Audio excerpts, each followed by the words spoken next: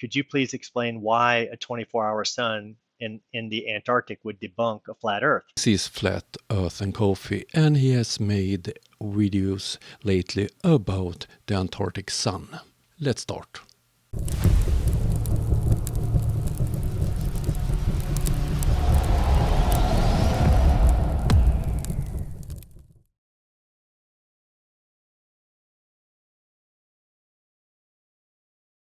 Since the final experiment was launched, several YouTubers have made videos about the Antarctic sun. Many of them tries to prove that it's not possible, it's not the experiment, and so on. This time we will look at the smaller flat earther. The name of the channel is Flat Earth and Coffee.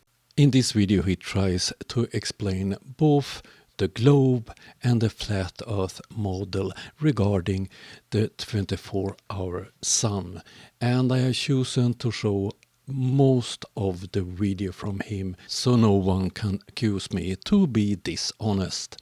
Let's start this video. There was a comment in my comment section in regards to one of the earlier videos I made. I saw it this week, and it said, could you please explain why a 24-hour sun in the Antarctic would debunk a flat Earth? So some of us take for granted that we have a good understanding of the heliocentric versus the flat Earth models. Not everyone understands. There's some people are still coming in and learning. So I wanted to make this video that thoroughly explained the differences between those two models and why a 24-hour Antarctic sun would debunk flat Earth.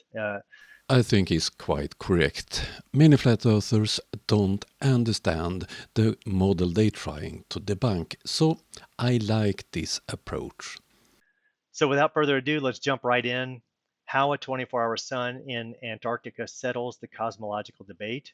First, we have to understand how seasons work on the heliocentric model. So to do that, I'm going to use 3 videos. And this video depicts the Earth as it orbits the sun. And you can see here, this stopping at where it's at now represents the Arctic summer. Okay, and this little circle that you see right here is the Arctic Circle with a 66-degree parallel north. And if the Earth were spinning right now on its axis, you would see that from that circle, if you're within it, you would see the sun 24 hours a day. And this lasts for several months. I don't know exactly, somewhere between 3 and 5 months a year, but let's just say 4. Right? That's a guesstimate. So for 3 to 4 months a year, I believe it's within that time frame. Don't quote me on that. You could see the sun, but that's not in contention. We agree that you can see the sun from the Arctic 24 hours a day for several months a year. And that works on both models, just to throw that out there. Now, the problem is 6 months later, when the Earth has went to the other side of its orbit, and ironically, this 23.4 degree or 66.6, depending on which side of the angle you're measuring from, never changes, which is statistically impossible. Seasons have never changed as long as we've tracked them throughout human history. A quite good explanation, but the tilt is not constant. It varies between 22.1 and 24.1 degrees.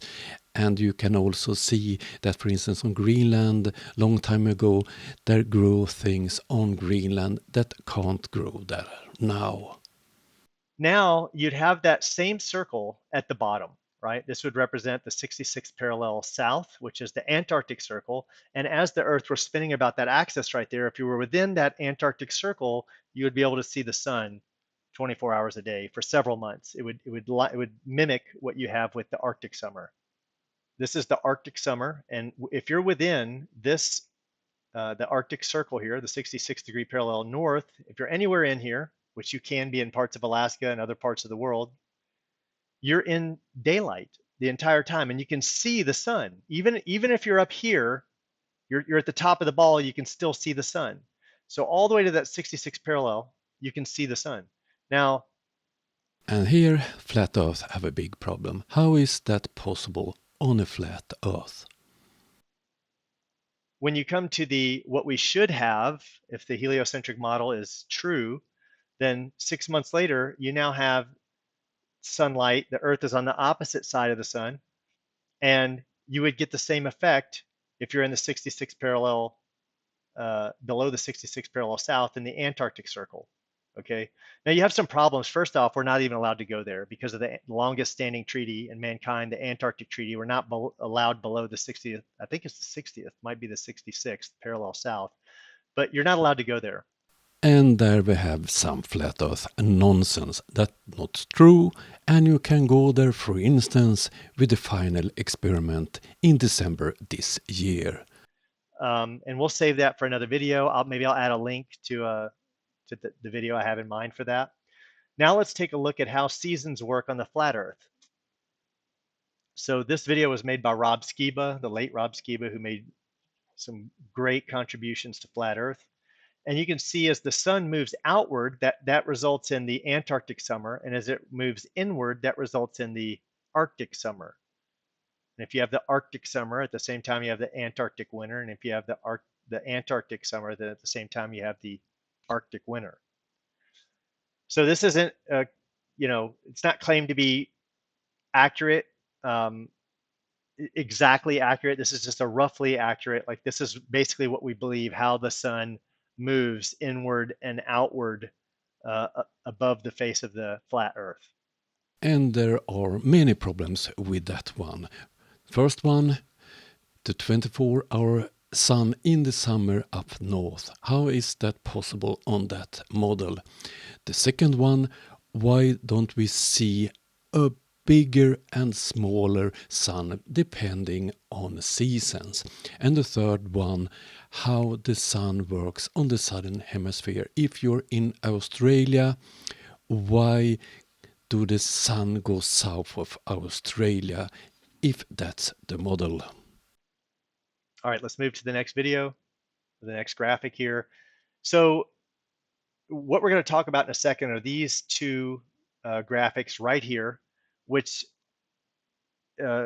if you're not careful, so anytime you go out to debunk something, if you see this video and you just go, let me just go out and YouTube, 24-hour 24-hour Antarctic sun debunk, you're going to get strawmanned, as you do with every flat Earth argument. They are all strawmans, every single one of them. And if you do a little research, you'll see that that's true. Okay, the strawman you're going to get for the 24-hour Antarctic sun, excuse me, it's been a long day, is that we see 17 hours of light in Ushuaia, right? So, I mean, anything more than 12 is a problem. It would imply if how could you have that how could you have that on a flat? It would mean light is stretching at really weird angles, which we're going to talk about. Yes, that debunks your silly model. But 17 hours of daylight is not the same thing as a 24-hour sun. We agree that a 24-hour sun, if you could see the sun for 24 hours, that debunks flat Earth. But how can we get 24 hours or let's just say 17 hours of daylight? That's the longest that Ushuaia claims to get, which is the farthest we can freely travel to. And honestly, we wouldn't have a problem if you could see 24 hours of daylight, because we can create that. And let me show you what I mean.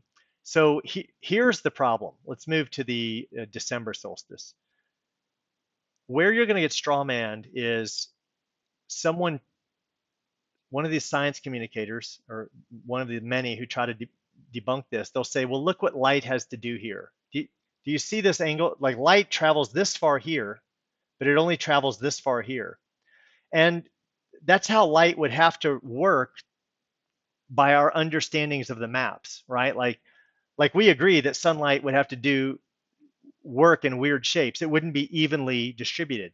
But what they assume, what they fail to mention, is that we assume a firmament, or we assume a dome, right? And in the Bible, it refers to the firmament as a molten, it's like a molten looking glass, right?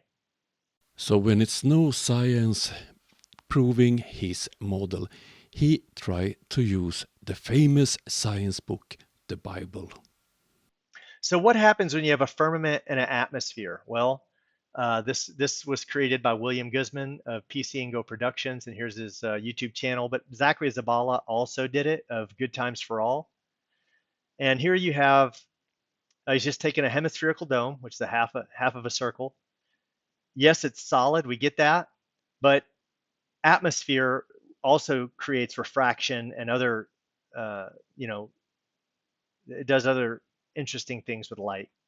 So notice how as he moves this small local light source, did you see how the light wrapped all the way around the dome here? Look at that. That light, if you were standing here, if you were way out at the end of a theoretical flat Earth, the light would wrap all the way around. And you can certainly reproduce what the flat earthers say is, or what spherical earthers say is a problem. See how much light we're creating right here now? It's not, it's no longer round. So now once you invoke a hemispherical dome, you can't disprove that it wouldn't do this. If this model was correct, you would see a bright dome above you in the Arctic Circle in December. But in reality, the skies are pitch black. So unfortunately, we don't have access to another Earth-sized hemispherical dome. With its own atmosphere. The only thing we can do is on a smaller scale. But on a smaller scale, it's reproducible. So the moment you have a dome or a firmament, now all this is very possible. And I want to close with one last thing. There are hundreds, if not thousands, of videos of the Arctic 24-hour sun. There's so many people have went and done them. We can freely travel there and do it, no problem with it. There have only been a handful of Antarctic videos claiming a 24-hour sun, and they've been done by very prominent people who are videographers for Nat Geo or Discovery Channel. They do them from bases where regular people aren't allowed to, like McMurdo. But when they've been analyzed, and let me start by saying the average person can't tell them as a fake until it's been pointed out. So some flat earthers somewhere figured it out. They pointed it out. If you look at the debunk videos, which I have two of them at the beginning of this video, which I'll have a link for in the description, I think anyone with any intellectual honesty will thoroughly agree that those videos are fake. I mean, they're clearly fakes. I'm not going to talk about how they did it. Watch the videos. Please watch the videos and ask yourself this. Why does there need to be a fake video of the 24-hour Antarctic sun? And why would they be being presented as legitimate videos? And why can't regular people travel to Antarctica and capture these videos? It hasn't been done. There's not hundreds, there's not thousands. You can't observe it, right? People do go there and get 17 plus hours of sunlight, but that's not a problem. We just showed you at a smaller scale that's once you invoke a hemispherical dome, that's not a problem because the light that the now and the flat Earth small local light source as it moves closer to that dome, light bends and refracts off of that dome. So that's it. Hopefully now you have a thorough understanding of the argument and you understand how a 24-hour sun is the final experiment. It is what they don't want us to see. They don't want anyone going to Antarctica, which is why there's an Antarctic treaty and why people can't freely travel there. And you're controlled where you can go. You can just go to, I think there's two places. One's directly under Argentina, a little jetty that sticks out there. I forget the name of it. And I think there's one across from New Zealand as well. But they're closely monitored, and there's been no videos come back that show a 24-hour Antarctic sun that haven't been debunked. And again, there shouldn't be any fakes, and there are. And why do they need to produce fakes? So I hope you enjoyed the video. Until next time, take care. They haven't debunked those videos. And secondly, you can go there in December with the final experiment and see the 24-hour sun for yourself. Many of those who follows his channel didn't like this video, so he did make one more, a shorter one. So let's have a look at that one too. Hey guys, welcome back to Flat Earth and Coffee. I am Bobby Thompson, and this video will serve as an addendum to my last video, Understanding the 24-Hour Antarctic Sun Argument.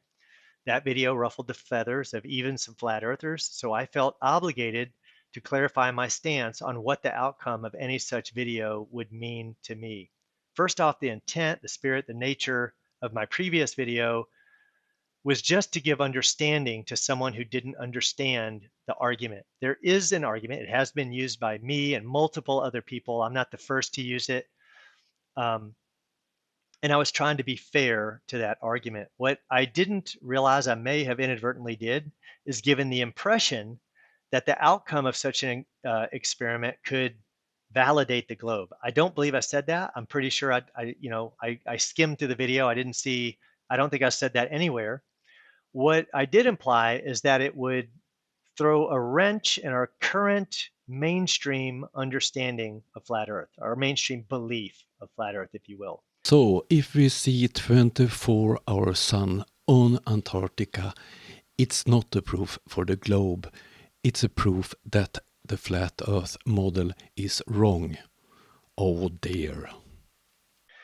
If we were to tally all the proponents and champions of flat Earth, if you will, we go back and we look at ODD TV with 330,000 subs, the late Rob Skiba, 230,000 subs, Jaron with 160,000 subs, Dearth with 100,000, Founded Earth Brothers, 110,000. The list goes on and on. Witsit Gets It, Ben from Taboo Conspiracy, safely in the hundreds of thousands, probably in the millions. Practically every one of those channels has used the AE map to explain seasons. We do have an obligation to try to explain the phenomena that we see. Now, do we have to? No. Does the failure to invalidate our model? No. But we are under if you're going to claim to use science, you are under an obligation to incorporate all the phenomena, or at least do your best to try. And still he uses the Bible when he have no science backing his silly claims up. And regarding followers on those Flat Earth channel, I'm quite sure that many of the followers on the different channels is the same people. You can't just take a level and put it on the ground and go, it's level. I mean, it's just not that simple, right? And obviously that was mockery. We know that for the people who came on my channel and said, Bobby, the lights in the sky have no correlation to the shape of the Earth. Well, that's not true, right? It does. We don't have a way to explain seasons without the sun and the AE map. If you do, let me know. I'm not aware of a way. And the map you're using is a projection of a globe. So there are no flat Earth model, there are no flat Earth map, and you can't explain how the sun works. I don't think he was honest here. In the first video, I think he stated that a 24-hour sun is not possible on a flat Earth. But after his viewer did make comments, he made this video and he changed his mind. It's quite clear that no flat earther or most flat earthers will not accept the result from the final experiment. When they have showed 24-hour sun, they will make up some crazy stories about the firmament and so on that in their opinion explains the 24-hour sun. Okay, that was all for this time. The video did get quite long. Hope you liked it. I will be back sometime next week. I'm working a lot, so I don't know when. But have a lovely weekend. See you soon. Bye.